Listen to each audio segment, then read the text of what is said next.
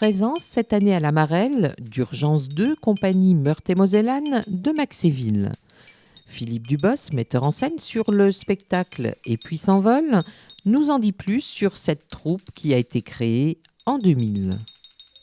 On essaie de faire découvrir des auteurs qui écrivent aujourd'hui, donc sur des thématiques qui soit des dérèglements climatiques. Notre dernier spectacle tout public s'appelle Le Testament de Vanda. Et en 2 mots, raconte la trajectoire d'une femme qui est dans un centre de rétention. On imagine qu'elle a quitté les pays de l'Est pendant la guerre. Et elle raconte son quotidien dans ce centre de rétention. C'est une très belle parole poétique d'un auteur qui s'appelle Jean-Pierre Siméon. Ça, c'est un spectacle qu'on essaye de porter, qu'on a présenté en Avignon. Et parallèlement à ça, on peut aussi répondre à d'autres commandes d'institutions ou autres. Voilà. On fait des ateliers de pratique artistique. Voilà. On est une compagnie qui répondant à plein de choses différentes. Enfant de berger, tu garderas les moutons. C'était ainsi et pas autrement. Au tout début du bout du monde, il n'y avait pas de couleur, pas de musique, pas de chant, ni aucune forme d'art. Et puis il y avait un roi strict et sévère, une fille de roi au destin tout tracé. Dans ce monde gris et triste, sans surprise et sans imagination, surgit un musicien de rien du tout.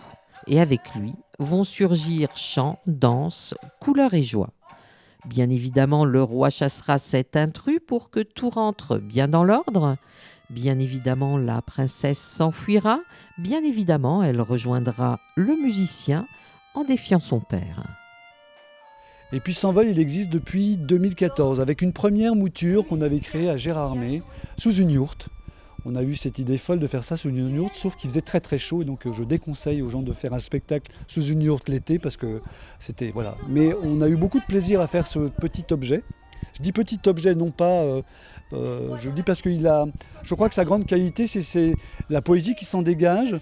On a travaillé sur des éléments, les personnages sont fabriqués en direct au cours du spectacle, et ils sont réalisés avec des petits éléments de naturel, des petits morceaux de bois, des petits morceaux de bouchon. Donc je crois que toute la poésie qui peut se dégager de ce spectacle vient de la simplicité des objets qu'on essaie de détourner et qui deviennent magiques et qui enchantent un petit peu le public. Alors, soit les enfants, et on voit aussi les adultes qui ressortent souvent émerveillés, parce que voilà, on arrive à faire exister des petites nuances de personnages avec des rien du tout. Donc je crois que c'est la plus grande qualité de ce spectacle. Soit, mais que cet homme disparaisse de ma vue à jamais. Dans ce royaume où règne ce roi tyrannique, le musicien ouvre les esprits et les cœurs des gens.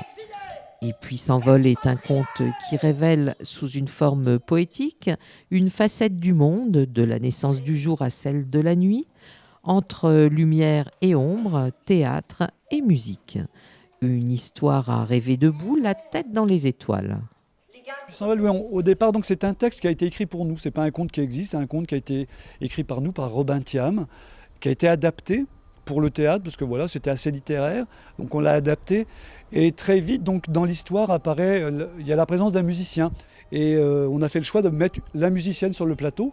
Donc il y a la comédienne, Françoise Demange, et Véronique Mougin, qui a travaillé avec nous dès la création, en essayant d'amener différentes couches musicales avec des instruments. Donc elle travaille à la fois avec des instruments plus classiques, ordinateurs, avec des banques préparées, mais aussi avec des instruments plus acoustiques. Elle fait sonner des pierres, donc c'est des pierres, voilà, et qu'on fait sonner en fonction d'une note qu'on a définie. Elle fait de la petite musique avec. Elle a un Knockenspiel, c'est un instrument qui est avec des lames en métal, et elle travaille avec un mélodica. Mélodica, c'est comme un accordéon, on souffle dedans, voilà, et on fait des notes. Et donc on a travaillé comme ça, essayé de faire résonner la musique pour faire exister l'apparition du musicien fait qu'à un moment donné, les personnages s'ouvrent, le monde devient meilleur. Donc on croit ça à l'acte artistique qui peut peut-être faire changer les mentalités et le regard des gens sur le monde. Ils se sont retrouvés, ils ne se quittent plus.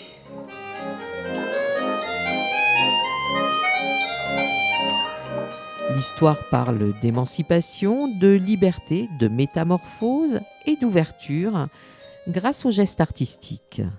ou comment de l'art, et en particulier de la musique, peut naître le chemin vers la connaissance de soi, vers son identité et le désir de penser par soi-même. Sont devenus fermiers, d'autres aubergistes, sculpteurs ou potiers. Une liberté nouvelle souffle sur un monde à colorier. Dans un esprit cabane, écorce et bouts de tissu deviennent personnages. Bien sûr, il y a la présence d'une comédienne qui est Françoise Demange, qui a aussi tout le travail plastique, la création des personnages, c'est elle qui l'a fait, et l'adaptation aussi du texte.